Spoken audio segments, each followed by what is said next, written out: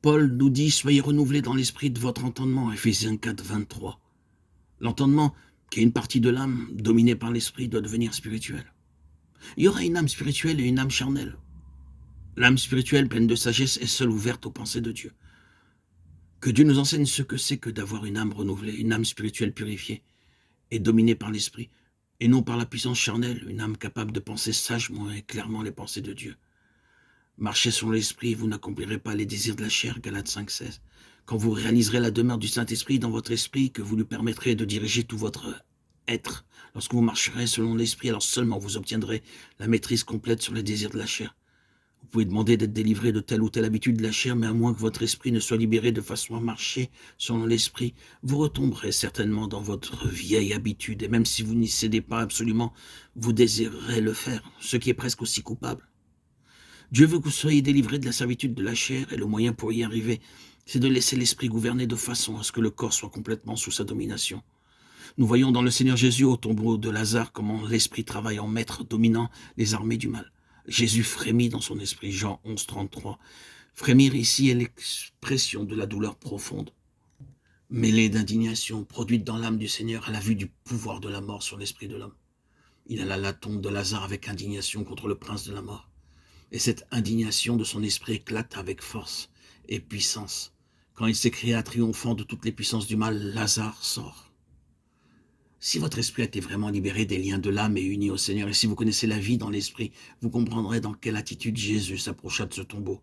Car c'est la même indignation du Saint-Esprit dans votre esprit qui vous donne la victoire sur les puissances des ténèbres. Il y a quelque chose dans votre esprit à l'instant où vous percevez l'œuvre du diable qui éclate avec une indignation qui ne vient ni de votre chair, ni de votre intelligence, ni de votre vie de l'âme, à vous. Mais c'est l'autorité du Saint-Esprit dans votre esprit qui jaillit de vous en une étincelle de puissance divine.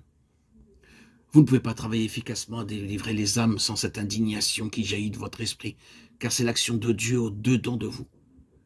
Et ceci ne devient possible en vous que quand Dieu, le Saint-Esprit, a revêtu votre esprit de son revêtement divin.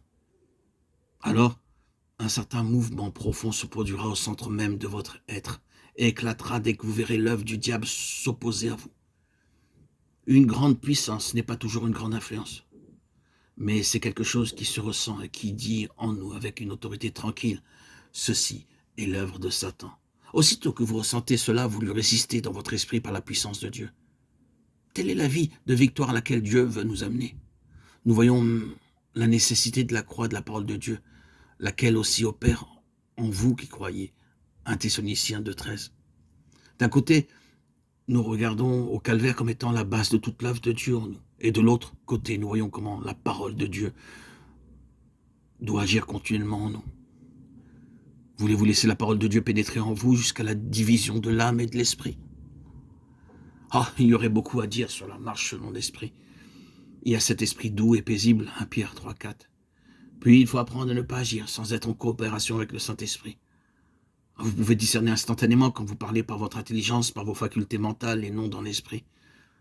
Bien des gens tiennent de superbes réunions bibliques, mais elles sont mortes, à moins d'être vivifiées par la puissance du Saint-Esprit agissant dans votre esprit. Vous pouvez écouter les appels les plus chaleureux, les vérités les plus belles, toutes vraies, mais impuissantes. Hélas, ceux qui parlent ne se rendent pas toujours compte que la vie n'y est pas, et que ce ne sont que des productions purement mentales. Il vous est possible d'expliquer la Bible de telle façon que vous n'exposiez qu'une suite de vérités mortes, parce qu'elles viennent uniquement de votre lumière intellectuelle. Si au contraire, ces vérités viennent par votre esprit à travers vos facultés mentales qui ont été épurées et vivifiées, alors il y a la lumière et la vie. Mais si elles viennent uniquement de votre intelligence sans passer par la lumière de votre esprit, elles sont inutiles, elles ne serviront pas à nourrir ceux qui les attendent ardemment. Enfin, rappelez-vous que ce n'est que par l'expérience personnelle que vous réaliserez la vérité, car les théories sont vaines, quelle vraie qu'elles puissent être. Vous connaîtrez la puissance d'un texte en l'éprouvant, en le vivant. Quelles que soient les vérités qui vous sont exposées, vous ne comprendrez ce que nous venons de dire sur la différence entre l'âme et l'esprit qu'en l'expérimentant. Et bien sûr, en demandant au Saint-Esprit de vous faire reconnaître et discerner ce qui vient de l'un et de l'autre. Frères et sœurs en Christ, mes bien-aimés, chers amis, Auditeurs, auditrices, que le Seigneur daigne nous conduire jusqu'au plus haut degré de cette vie de plénitude, selon l'esprit à laquelle nous pouvons atteindre. Amen. Alléluia.